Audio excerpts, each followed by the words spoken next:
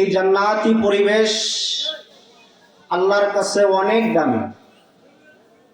কেমন দামি? কোনো জায়গায় যদি আল্লাহ এবং তার রাসূলের গুণগান গাওয়া হয়, ওই জায়গায় রব্বে কারিমের কিছু ফেরেশতা এসে হাজির হয়। ওই জায়গার চতুর্পাশে এমনভাবে ঘেরাও হয়, এক পর্যায়ে যাতে যাতে মালিকের আরশ পর্যন্ত পৌঁছে যায়। মালিক জিজ্ঞাসা করে, এ ফেরেশতারা তোমরা কোথায় গিয়েছিলাম? ফেরেশতারা উত্তরে বলবে, আল্লাহ ওই হরিচন্দ্রের ভিতরে হাজিপাড়া মাদ্রাসার মাহফিলে তোমার কিছু বান্দারা ওখানে বসে আছে কোরআন এবং হাদিসের কথা শোনার জন্য। আল্লাহ তাআলা জিজ্ঞাসা করবেন তারা কি চায়? ফেরেশতারা উত্তর দিবেন, আল্লাহ তারা জান্নাত চায়, জাহান্নাম থেকে মুক্তি চায়। আল্লাহ জবাবে বলবেন, ফেরেশতারা তারা কি জান্নাত দেখেছে? ফেরেশতারা বলবে, আল্লাহ তারা জান্নাত দেখে নাই, তবু তারা জান্নাতকে বিশ্বাস করে, জান্নাতকে তারা বিশ্বাস করে।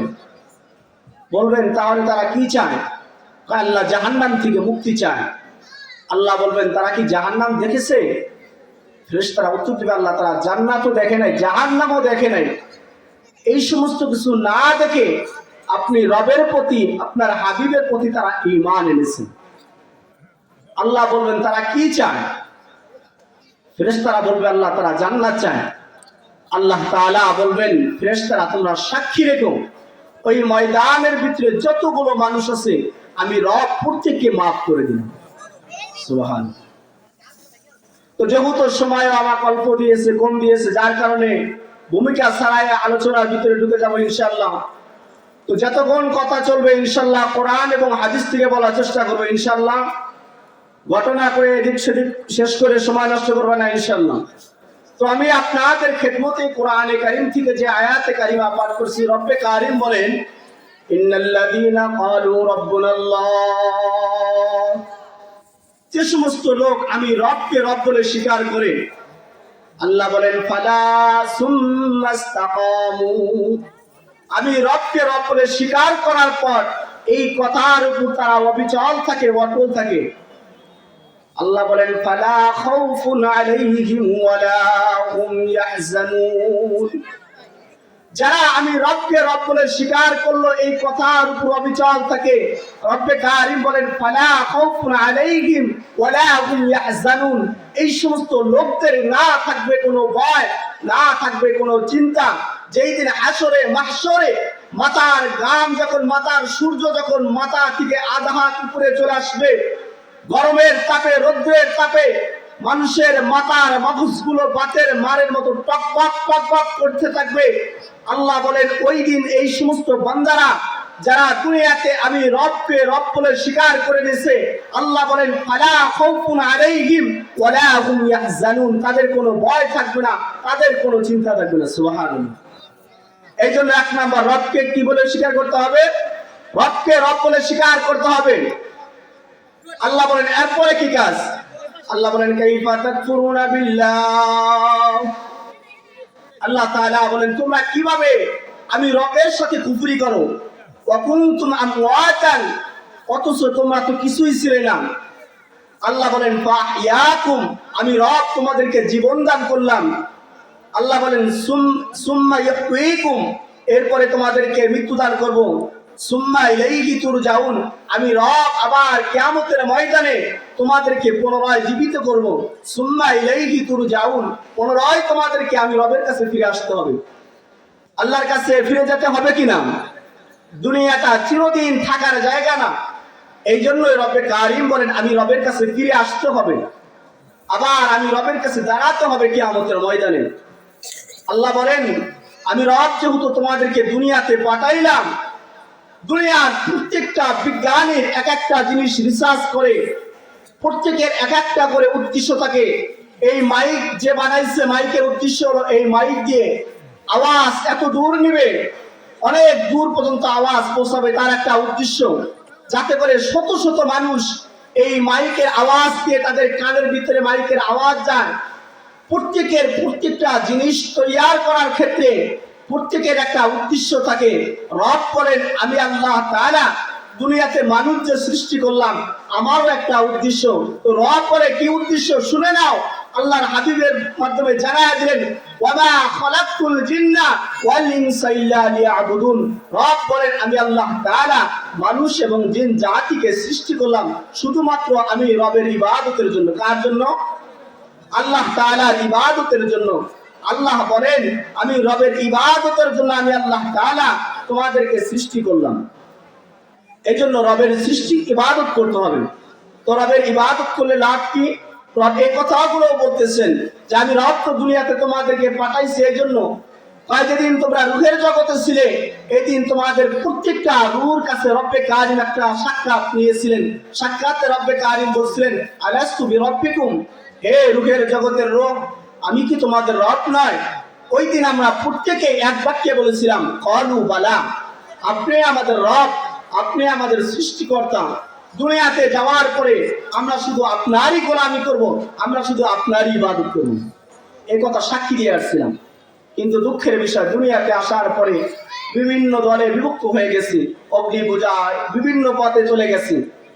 তো রব বলে, যেহেতু আমি তোমাদেরকে দুনিয়াতে পাঠাইলাম আমার ইবাদতের জন্য, এই জন্য দুনিয়ার সময়টা আমি রবের ইবাদত করতে হবে। রবের ইবাদত করলে লাভ কি?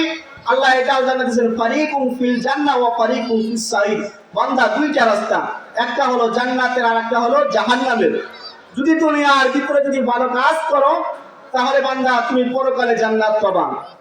আর যদি দুনিয়াতে গুনার কাজ করো, নাফরমানি করো, আল্লাহ তাআলার ইবাদত যদি না করো, আল্লাহ তাআলার গোলামি যদি না করো, রব এটাও বলে দিয়েছেন তাহলে পরকালে তোমাদেরকে জাহান্নামে যেতে হবে। এই জন্য গুনার দ্বারের কাছেও যাওয়া যাবে না। কয় কেন গুনার দ্বারের কাছে যাওয়া যাবে না? কয় যে জিনিসগুলো দ্বারা আমি আর আপনি গুনাহ করব, এই জিনিসগুলো কিয়ামতের ময়দানে আমার আপনার বিরুদ্ধে দাঁড়ায় যাবে। আল্লাহ বলেন, ইয়াউমা ইদিন তুহাদ্দিসু আখবারাহা বিআন্না রাব্বাকা ওয়াহালাহা।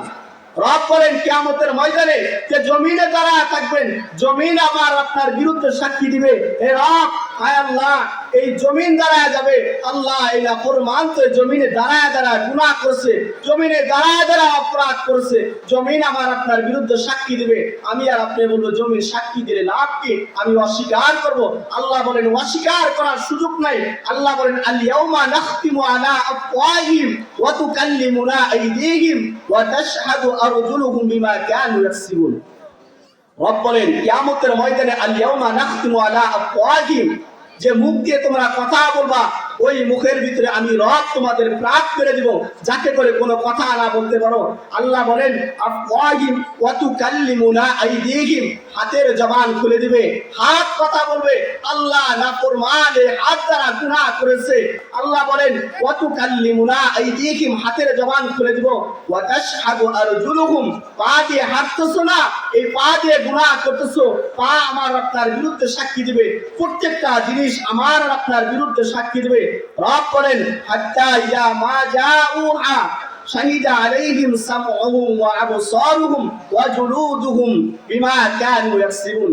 এরপরে 3 নাম্বার, রব বলেন চক্ষু তোমার আমার বিরুদ্ধে সাক্ষী দিবে। আল্লাহ বলেন ওয়া আবসারুহুম, চক্ষু আমার আপনার বিরুদ্ধে সাক্ষী দিবে।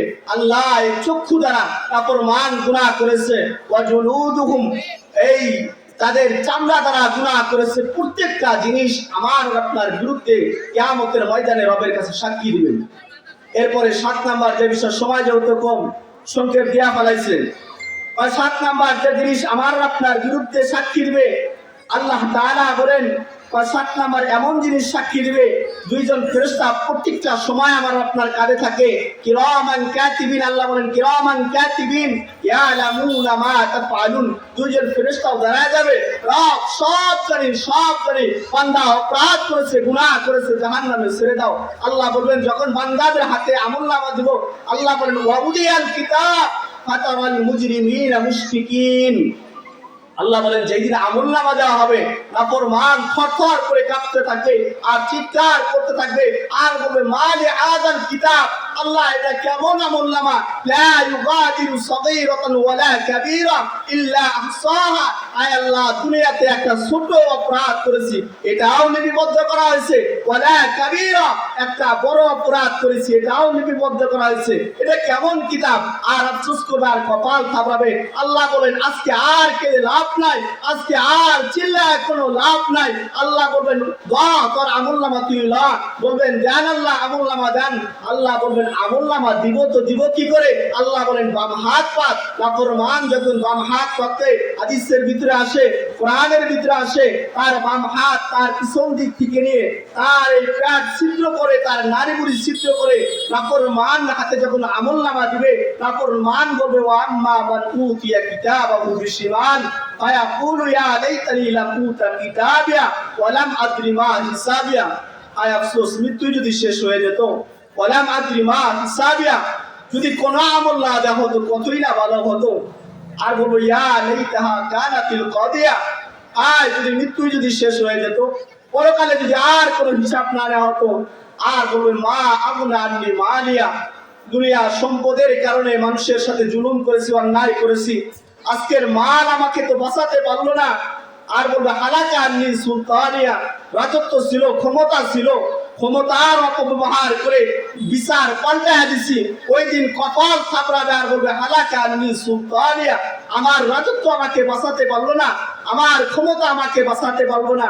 আল্লাহ বলেন আল্লাহ বলবেন হালাকা আননি সুলতানিয়া খুযুহু ফাগুল্লু, আল্লাহ ফেরেশতাদেরকে অর্ডার করবেন যে খুযুহু ফাগুল্লু, এই বান্দাকে দর করে জাহান্নামে নিক্ষেপ কর, সুম্মাল জাহিমা সাল্লু, জাহান্নামে নিক্ষেপ করুন।